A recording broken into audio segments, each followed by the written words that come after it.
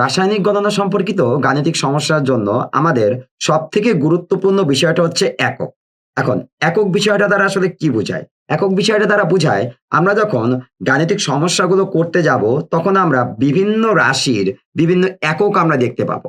আয়তন নিয়ে আমরা যখন কাজ করব, আয়তনে শুধুমাত্র আমরা একটা এককেই কাজ করব ব্যাপারটা এরকম না।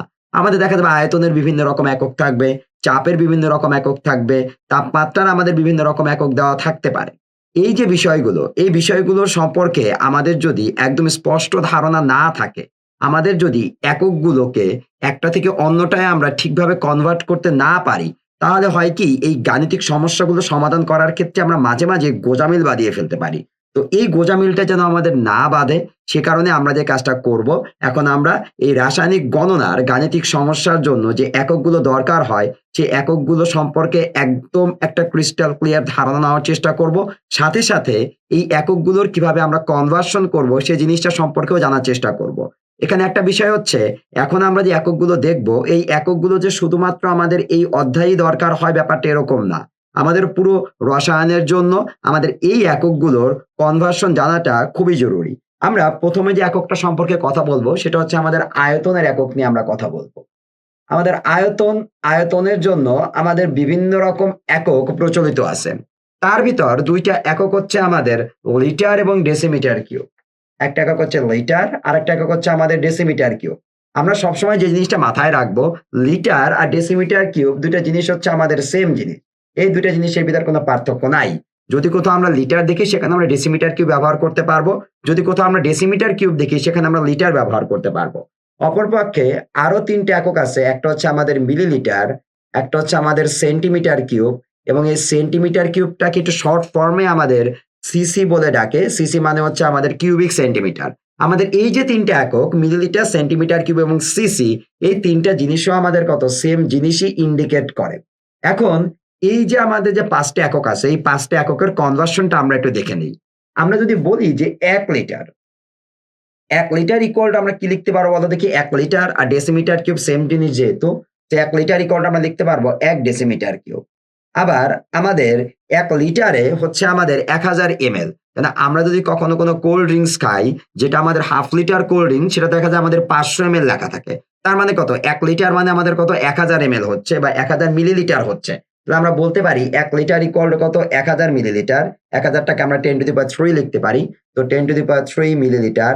মিলিলিটার এবং সেন্টিমিটার কিউব আমাদের সেম জিনিস। তার মানে এটা সমান, সমান লিখতে পারবো কত আমরা? 10 to the power 3 centimetre cube. আবার এই মিলিলিটার, সেন্টিমিটার কিউব আরেকটা জিনিস সিসি বা কিউবিক সেন্টিমিটার, এটাও আমাদের সেম জিনিস। তাহলে আমরা সমান, সমান লিখতে পারবো কত আমরা? 10 টু দি পাওয়ার 3 সিসি আমরা লিখতে পারবো। এই গেল কি আমাদের এককের এই ৫ টা একক।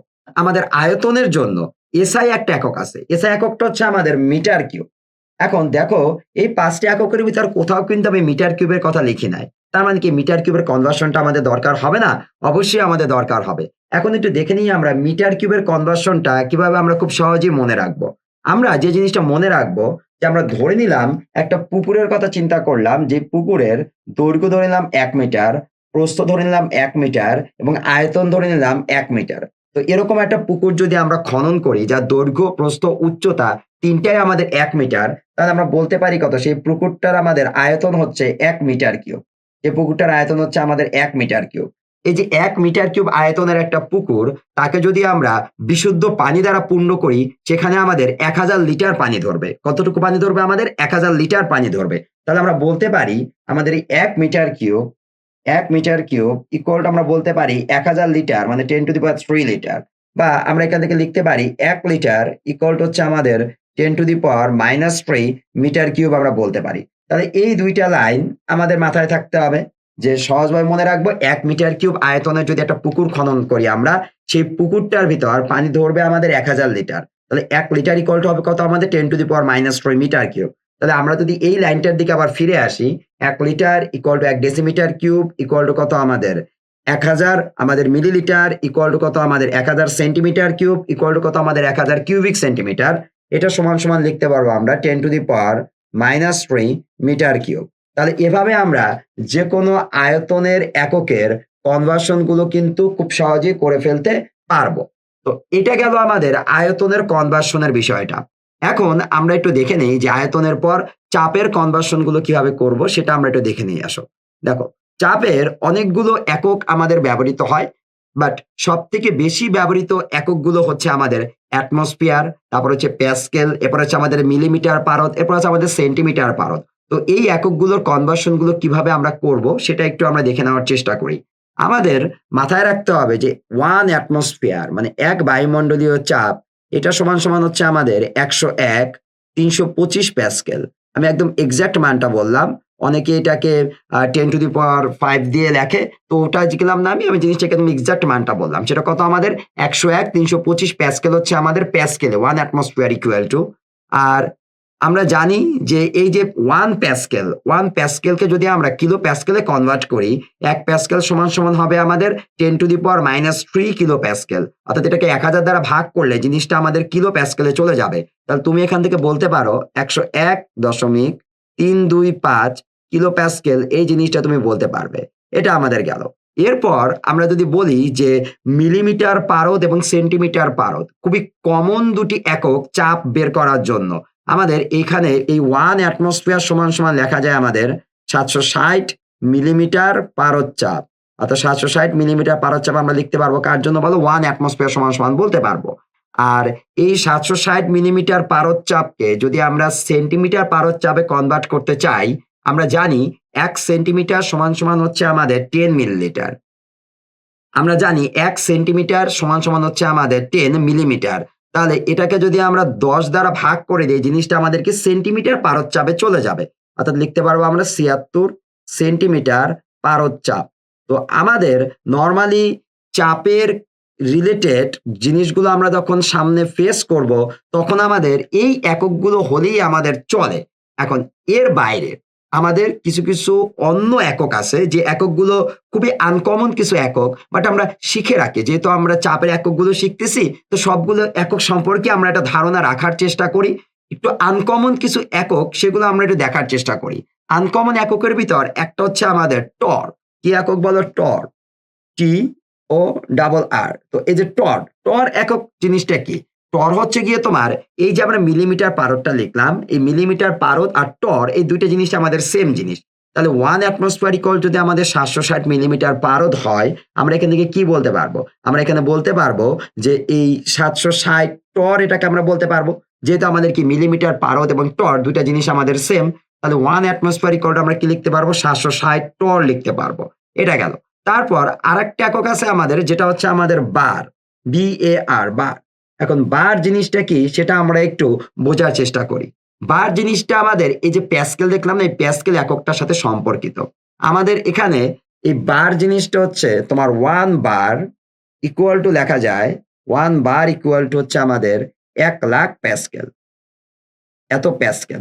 এখন তুমি যদি এখানে যদি এককের কনভার্সনটা করতে চাও 1 অ্যাটমসফিয়ার ইকুয়াল টু কত বার হবে সেটা যদি তুমি লিখতে চাও কিভাবে লিখবে?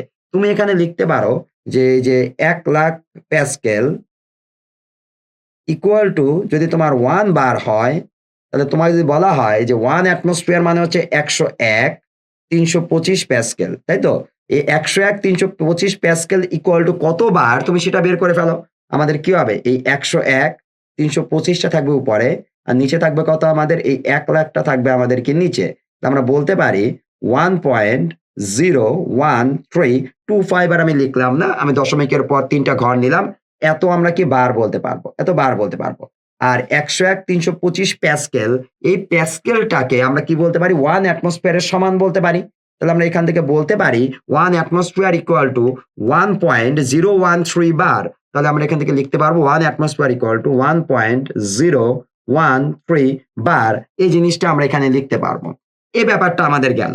এখন এর বাইরেও আরেকটা একক আমরা মাঝে দেখি। খুবই আনকমন একটা একক সেটা হচ্ছে আমাদের PSI। এই PSI মানে বুঝায় আমাদের pound per square inch. Pound per square inch. এটাকে আমাদের শর্ট ফর্মে বলা হয় আমাদের PSI বলা হয়। তো এই PSI এর জন্য এই অ্যাটমসফিয়ারের সাথে একটা হিসাব নিকাশ করে আমাদের মান আসে। যে মানটা হচ্ছে আমাদের 14.696 আমাদের PSI। তাহলে এই আনকমন ৩ টা একক সম্পর্কেও আমরা একটু ধারণা নিলাম। তাহলে আমরা চাপের এককের কনভার্সন গুলো যখন আমরা করতে যাব, এখান থেকে আমরা এই জিনিসগুলো দিয়ে খুব সহজেই আমরা চাপের এককের কনভার্সন গুলো করতে পারবো। এখন এককের কনভার্সন গুলো বলতে আমি আসলে কি বুঝাচ্ছি? ধরে নাও তোমার এখানে হুট করে দেয়া হলো ২৫০ মিলিলিটার দেয়া হলো। তাকে তোমাকে লিটারে নিতে বলা হলো। তো তুমি জানো যে ১ লিটার ইকুয়াল টু কত তোমার কি ১০০০ মিলিলিটার। তাহলে ২৫০ মিলিলিটারকে তুমি যদি ১০০০ দ্বারা ভাগ করে দাও, জিনিসটা আমাদের কিসে চলে যাবে? আমাদের লিটারে চলে যাবে। আবার তোমাকে যদি এখানে বলে যে এখানে ধরো যে দেওয়া আছে একটা মিলিলিটার, এখানে ধরো দেওয়া আছে তোমার মিলিমিটার পারদ-চাপ দেওয়া আছে। ধরো বলল তোমাকে ২০০ মিলিমিটার পারদ-চাপ তোমাকে বলল। এই ২০০ মিলিমিটার পারদ-চাপটাকে তুমি যদি অ্যাটমসফিয়ারে নিতে চাও, তুমি কি করবে বলো? 1 অ্যাটমসফিয়ার ইকুয়াল টু হচ্ছে আমাদের ৭৬০ মিলিমিটার পারদ। তাহলে তুমি যদি ২০০ মিলিমিটার পারদকে ৭৬০ দ্বারা ভাগ করে দাও, জিনিসটা আমাদের কিসে চলে যাবে? আমাদের অ্যাটমসফিয়ারে চলে যাবে। একই রকমভাবে তুমি চাইলে প্যাসকেল থেকে সেন্টিমিটার পারদেও তুমি আসতে পারো। তুমি কিলো প্যাসকেল থেকে সেন্টিমিটার পারদে আসতে পারো, কিংবা যে টর, বার কিংবা কি পিএসআই যেকোনো এককে তুমি ঘুরে ফিরে যেতে পারো। তাহলে এই গেল কি আমাদের কি আয়তন এবং চাপের এককের কনভার্সনের বিষয়গুলো। এই এককগুলো আমাদের দরকার হয়। এখন আসো আমরা অন্য একটা একক সম্পর্কে জানার চেষ্টা করি, সেটা হচ্ছে আমাদের ঘনত্ব। আমাদের এই ঘনত্ব বলতে কি বোঝায়? ঘনত্ব হচ্ছে আমাদের একক আয়তনের ভরকে বলা হয় গিয়ে আমাদের ঘনত্ব। অর্থাৎ আয়তনটা হবে একক, তার যে ভরটা আছে তাকেই আমরা ঘনত্ব বলে ডাকবো। অর্থাৎ আমাদের ঘনত্ব হচ্ছে আমাদের উপরে ভর, নিচে হচ্ছে কি আমাদের আয়তন। উপরে ভর, নিচে হচ্ছে আমাদের আয়তন। তো ভর হিসাবে আমরা এখানে গ্রাম ইউজ করতে পারি, ভর হিসাবে আমরা এখানে কেজি ইউজ করতে পারি, এবং আয়তনের একক হিসাবে আমরা এখানে চাইলে লিটার ইউজ করতে পারি, এখানে মিলিলিটার ইউজ করতে পারি, সেন্টিমিটার কিউব ইউজ করতে পারি, কিংবা মিটার কিউব ইউজ করতে পারি। তো এখানে আমাদের এরকম বিভিন্ন রকম রাশি আমাদের আসতে পারে। তো এই এককের কনভার্সন গুলো তুমি কিভাবে করবে? ধরে নাও তোমার যদি একক হিসাবে থাকে 1 গ্রাম পার মিলিলিটার, এটা দেওয়া আছে। 1 গ্রাম পার মিলিলিটার, যা তোমার মিলিলিটার আর সেন্টিমিটার কিউব কিংবা কিউবিক সেন্টিমিটার এই ২ টা জিনিস সেম। তার মানে এটাকে তুমি কি লিখতে পারবে? 1 গ্রাম পার সেন্টিমিটার কিউব তুমি লিখতে পারবে। আবার 1 গ্রাম পার সেন্টিমিটার কিউবটাকে তুমি কি লিখতে পারবে? 1 গ্রাম পার কিউবিক সেন্টিমিটার লিখতে পারবে। এখন আসো, এই এককটাই যদি তোমার দেওয়া থাকে, এই গ্রামের জায়গায় ধরো তোমার আছে কেজি, এবং এই সেন্টিমিটার কিউব, মিলিলিটার কিংবা সিসির জায়গায় আছে তোমার ধরো লিটার। তো এটা আমাদের কিভাবে হবে? আমরা জানি আমরা যদি গ্রামটাকে ১০০০ দ্বারা ভাগ করে দেই, জিনিসটা আমাদের কেজিতে চলে যাবে। অপরপক্ষে তোমার এই মিলিলিটারটাকে, এটাকেও যদি তুমি ১০০০ দ্বারা ভাগ করে দাও, সে তোমার কি লিটারে চলে যাবে। তাহলে এটাকে তুমি ১০০০ দ্বারা ভাগ করতেছো, কিসে চলে আসলো? কেজিতে চলে আসলো। এটাকে ১০০০ দ্বারা ভাগ করতেছো, সে তোমার কি লিটারে চলে আসলো। তার মানে ওই যে ২ টা ১০০০, ১০০০, ১০০০ কিন্তু কাটাকাটি চলে যাবে। অর্থাৎ আমরা ফাইনালি বলতে পারি আমাদের এই গ্রাম পার মিলিলিটার যা আমাদের কেজি পার লিটার, জিনিসটা আমাদের সেম। তাহলে এই যে এককগুলো আমাদের আছে, সবগুলো একক আমাদের কি সেম জিনিস ইন্ডিকেট করতেছে। এ ব্যাপারটা গেল। এরপর আসো আমাদের মাঝে, মাঝে খুবই কমন একটা একক যেটা, অর্থাৎ আমাদের এই ঘনত্বের জন্য যে এসআই এককটা আছে, অর্থাৎ কেজি পার মিটার কিউব, সেটা আমরা কিভাবে কনভার্ট করব? ব্যাপারটা একটু বোঝার চেষ্টা করো। তুমি এই কেজি পার লিটারটাকে তুমি নিতে চাচ্ছ কেজি পার মিটার কিউবে তুমি নিতে চাচ্ছ। তুমি জানো কি? তুমি লিটারটাকে কিভাবে তুমি মিটার কিউবে কনভার্ট করবে? এখন লিটারকে আমাদের মিটার কিউবে কনভার্ট করার ওয়েটা হচ্ছে 10 টু দি পাওয়ার -3 দ্বারা গুণ করা। কারণ 1 লিটার ইকুয়াল টু কত? 10 to the power -3 metre cube. তাহলে তুমি যদি এই লিটারের জায়গায় 10 টু দি পাওয়ার -3 লেখো, এই 10 টু দি পাওয়ার -3 টা উপরে চলে গিয়ে হয়ে যাবে আমাদের 10 টু দি পাওয়ার 3। অর্থাৎ এখান থেকে বলতে পারি কত আমরা? 10 to the power 3 KG per metre cube. অর্থাৎ আমাদের gram per millilitre, gram per centimetre cube, gram per CC কিংবা কেজি পার লিটার, এগুলো সমান হবে কার বলো? ১০০০ কেজি পার মিটার কিউবের আমাদের কি সমান হবে। এখন আসো, এই কেজি পার মিটার কিউব ছাড়াও আমরা আরেকটা একক মাঝে, মাঝে দেখি, যেহেতু এটা সবথেকে পপুলার একক, ওই ২ টা এককের কথা আমি বলতেছি। আরেকটা একক আমরা দেখি, সেটা হচ্ছে আমাদের গ্রাম পার লিটার আমরা দেখি। এখন আসি, একটু বোঝার চেষ্টা করো। আমরা এই কেজি পার মিটার কিউবটাকে গ্রাম পার লিটারে কনভার্ট করার চেষ্টা করতেছি। তুমি যদি কেজিটাকে গ্রামে কনভার্ট করো, ব্যাপারটা বোঝো একটু। তুমি চাচ্ছ কি কেজিটাকে তুমি গ্রামে কনভার্ট করতে চাচ্ছ। তুমি উপরের লাইন থেকেও আসতে পারো এখানে। বা এই লাইন থেকেও তুমি আসতে পারো এখানে। আমি তোমাকে উপরের লাইন থেকে বুঝাই, তাহলে তুমি সহজে বুঝতে পারবে। তুমি যদি এই কেজিটাকে গ্রামে কনভার্ট করতে চাও, তুমি এটা কি করবে বলো? এটাকে 1000 দ্বারা অবশ্যই গুণ করবে। আর নিচে লিটার আছে, লিটার তো লিটারের মতোই আছে। ২ টা লিটার আমাদের সেম জিনিস। তার মানে কেজিটাকে 1000 দ্বারা যদি আমরা গুণ করে দেই, জিনিসটা আমাদের কি হয়ে যাবে? আমাদের গ্রাম হয়ে যাবে। তাহলে আমরা বলতে পারি কি, আমাদের এই KG per metre cube equal to আমাদের কি আসতেছে? গ্রাম পার লিটার আসতেছে। কেন? কারণ এখানে আমাদের 10⁻³ কেজি পার মিটার কিউব এবং 10⁻³ গ্রাম পার লিটার দুইটা আমাদের সেম জিনিস হচ্ছে।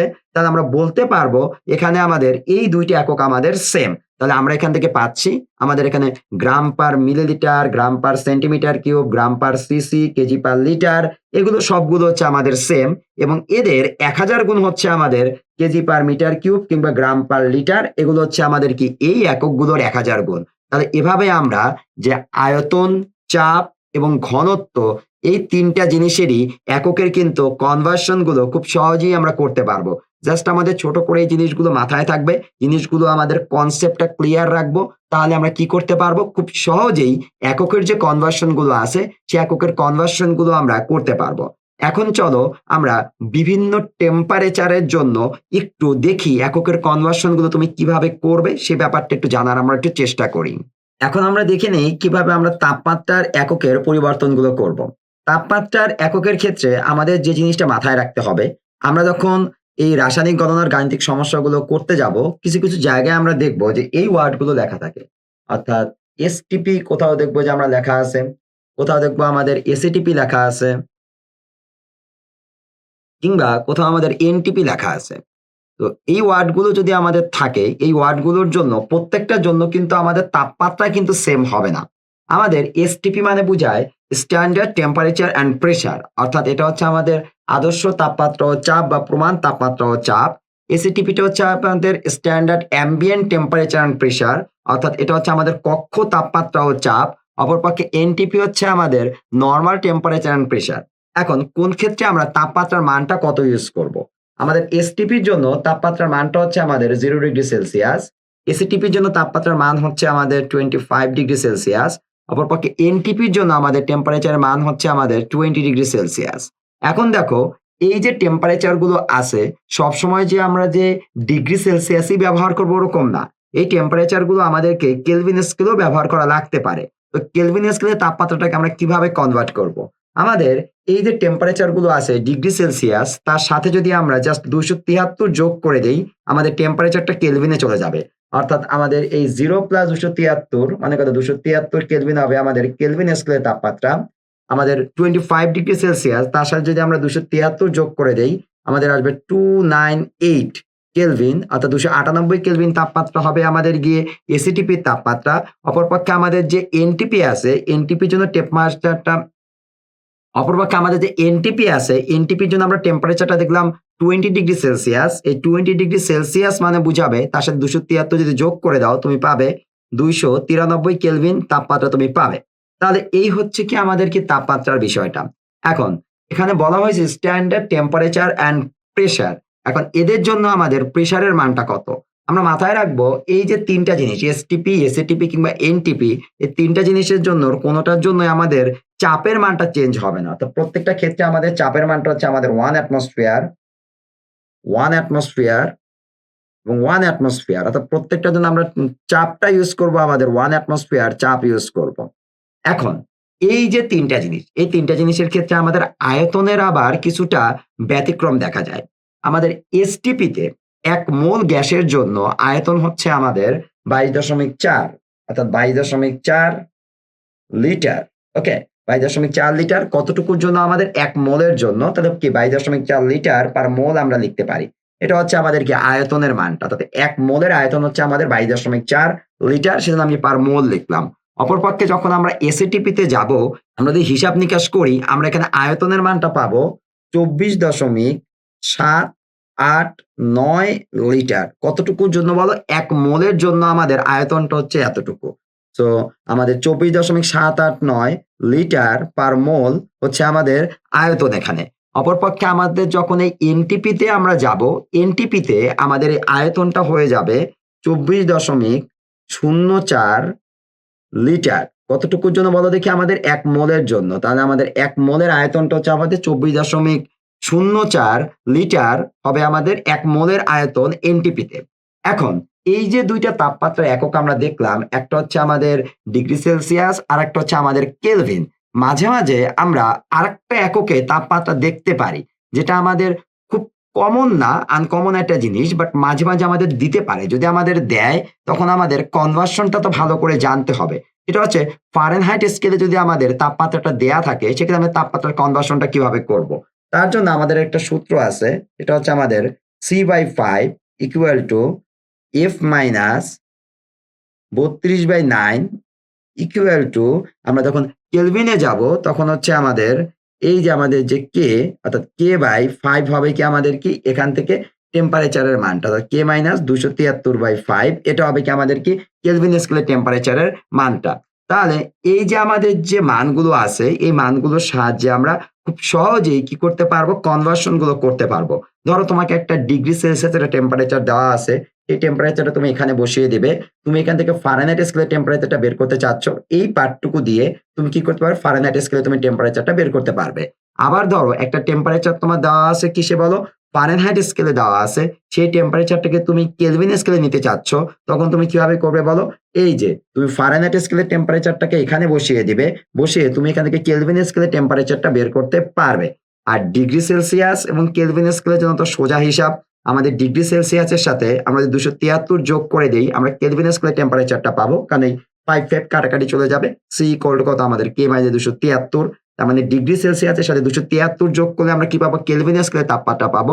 অপরপক্ষে আমরা যদি কেলভিন স্কেলের তাপমাত্রা থেকে ২৭৩ মাইনাস করে দেই, আমরা ডিগ্রি সেলসিয়াসের তাপমাত্রাটা পেয়ে যাবো।